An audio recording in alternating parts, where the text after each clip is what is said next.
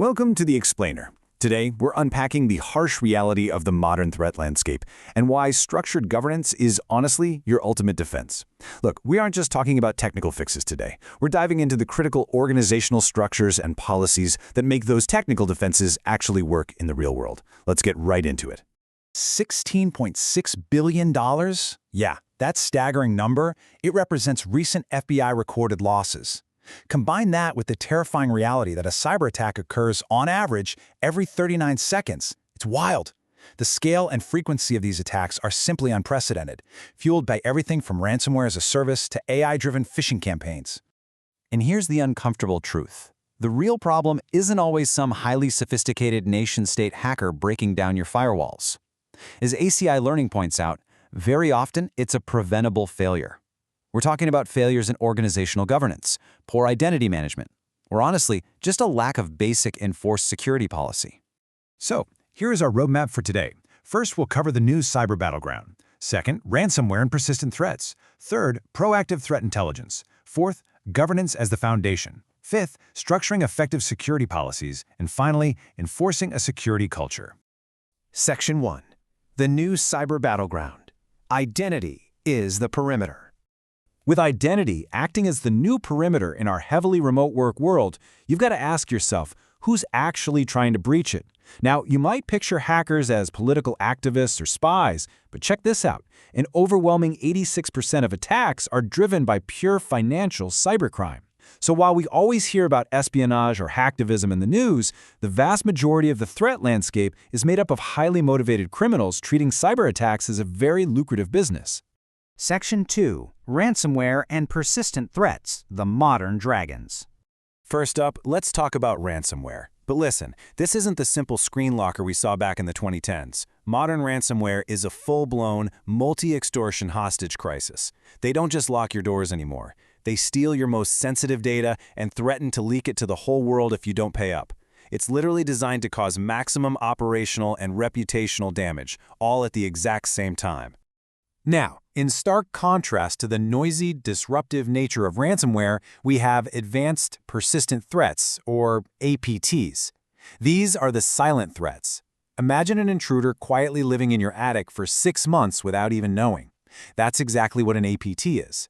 These highly advanced, often state-sponsored actors use prolonged dwell times to quietly navigate your networks and extract maximum strategic data without ever tripping a single alarm. Because of this, you absolutely must tailor your shield to the weapon. For those silent APTs trying to move laterally through your network, you need a zero-trust architecture and behavioral analytics.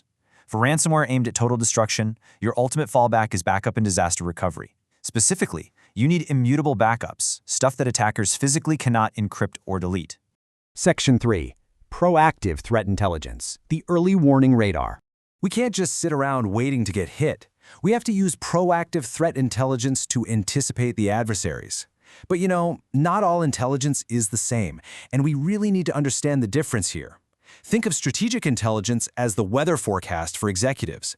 It informs decision-makers about broad geopolitical trends and long-term risks to guide their investments. Tactical intelligence, on the other hand, is the combat manual for your security teams on the ground. It details the specific behaviors, tactics, and techniques attackers are using right now, so you can immediately tune your defenses. Section 4. Governance as the foundation, building the shield. Okay, here's a hard truth. You simply cannot govern cybersecurity by trusting people alone. Human error is massive, and insiders know exactly where your blind spots are. Effective governance requires structural oversight mechanisms, like logging, auditing, and really clear policies. These actively reduce opportunities for abuse, detect issues early, and create genuine accountability across the entire organization. Governance is ultimately about having a deliberate, concrete plan to align your security with your business goals. You can buy all the flashy security software in the world, but without at least minimal governance, defined roles, and regular oversight, isolated technical controls like firewalls just become reactive, fragmented, and totally ineffective over the long term. Governance is what turns those isolated tools into a strong, resilient system. Now, for smaller organizations dealing with resource constraints, getting started doesn't mean you need a massive budget. Governance starts pragmatically with step 1, simply assigning an existing staff member to wear the security hat. By choosing a trusted employee, giving them clear responsibilities, and communicating that role to everyone, you instantly create a point of accountability. Because let's face it, if everyone is in charge of security, no one is in charge of security. Section 5. Structuring effective security policies. The 3P model. This 3P model is absolutely vital for clarity. Step 1 is the policy. These are your high-level principles. Step 2 is the standard, mandatory approved specifications. And Step 3 is the process, the detailed step-by-step operational actions. Mixing up high-level mandatory policies with fast-changing technical processes just creates confusing documentation that is practically impossible for a team to actually follow. In fact, Gartner explicitly recommends a modular approach to documentation. By keeping your processes separate from your policies, you can dynamically update your technical steps every 6 months or so as technology evolves. And the best part? You can do that without needing to go through the absolute headache of rewriting your entire enterprise security policy, which really should have a stable 3 to 5 year life cycle.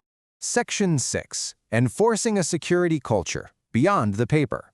Because, let's be real, having a beautifully structured policy framework means absolutely nothing if it doesn't actually change behavior. Effective policy requires deliberate action. A massive, unreadable legal document doesn't create security, it just encourages your employees to find workarounds. You need short, clear, role-specific guidelines that are championed loudly by the C-suite and backed up by regular audits to test how effective they actually are on the ground. So I'll leave you with this final thought to challenge your mindset today. Are your organization's security efforts just a fragmented technical project, or are they a governed business reality? Remember, true resilience against today's threats is built on strong policy and governance, not just buying the newest technology. Thank you so much for joining me on this explainer, and keep learning.